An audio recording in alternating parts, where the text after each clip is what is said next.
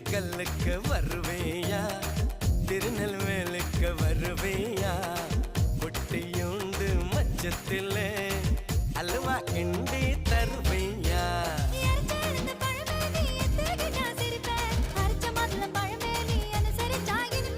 கிடைச்ச முந்தரி பழமே நீ கெட்டதெல்லாம் ஜெயிப்பேன், வெடிச்ச வெள்ளரி பழமே வெக்கம் பார்த்த எடுப்பேன்.